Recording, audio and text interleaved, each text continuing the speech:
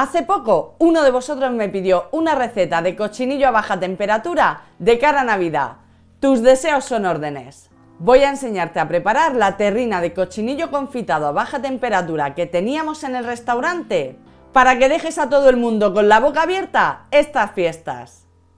Hola, yo soy Merce, enfermera y cocinera profesional, y en este canal te enseño a cocinar al vacío y a baja temperatura en casa y te doy un montón de recetas para que puedas practicar estas técnicas y disfrutar jugando en la cocina. Esta es una receta muy fácil, pero requiere que te organices un poco. Verás cómo merece la pena cada segundo de espera. De hecho, he dividido el vídeo en dos partes. En esta vamos a ver cómo salar con una salmuera y cómo cocinar la carne de cochinillo a baja temperatura o subir. Y en el siguiente vídeo verás el proceso de elaboración de la terrina de cochinillo confitado. Esta receta barata del todo no es. A mí me ha costado un cochinillo entero de 4,5 kilos o así, 55 euros. Si la quieres preparar, yo te recomiendo que no compres un cochinillo de más de 5 kilos para que sea de leche, que estará más tierno y más rico. Una vez que tengas tu cochinillo en la nevera, lo primero que hay que hacer es salar la carne, y como es tan delicada, le vamos a dar una salmuera durante toda la noche. Esto eliminará posibles bacterias de la superficie, hará que coja sal de manera uniforme y que cada vez que preparemos la receta tenga el mismo punto de sal. Haremos una salmuera al 3%. Necesitas 30 gramos de sal normal y corriente por cada litro de agua que utilices. Es decir, si usas 3 litros de agua, tienes que poner 90 gramos de sal. Yo voy a poner 270 gramos para hacer 9 litros de salmuera. Parece mucha sal, pero confía en mí que no lo es. En un recipiente debes preparar cantidad suficiente de salmuera para sumergir toda la carne dentro. Yo voy a usar mi cubeta y después la lavaré. Y o bien usas agua muy fría para hacer la salmuera, o bien la preparas y la guardas en el frigo hasta que la vayas a usar. Si te sobra, se puede congelar. Y es muy sencillo. Solo hay que diluir bien la sal en el agua fría con una varilla y luego meter el cochinillo dentro. Aquí tengo mi lechón. Este lo he cortado yo, pero tu carnicero te lo parte sin problema. Lo necesitas en cuartos o en trozos grandes. La cabeza lo que quieras.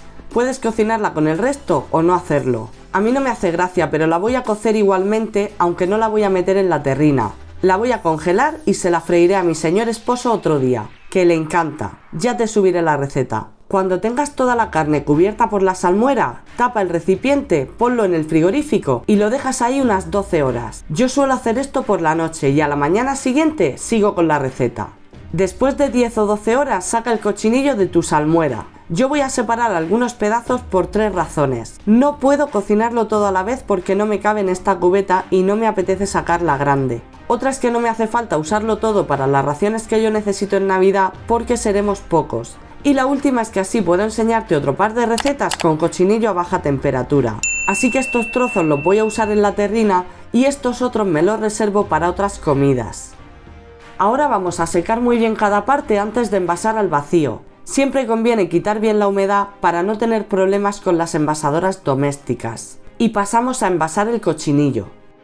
Para ello, prepara tus bolsas dando la vuelta a la abertura como un calcetín para que no se manche la zona de sellado. Recuerda usar bolsas gofradas para cocción. Te dejo abajo enlace a las que yo uso por si necesitas comprar un paquete. Mete cada trozo de cochinillo en una bolsa acomodándolo bien y añade pimienta negra molida, una cucharadita de pimentón ahumado y un buen pegote de manteca de cerdo, que le dará a la piel un crujiente estupendo. Si no tienes manteca, puedes cambiarla por aceite de oliva, pero recuerda congelarlo antes de usarlo. Y esto ya está. Lleva el extremo de las bolsas a la ranura de tu envasadora, cierra y espera que termine de sellar. Si compras el cochinillo fresco, en este punto podrías congelar las bolsas para cocinarlas más adelante. Eso ya en función del tiempo que tengas. Yo voy a cocinarlas ya.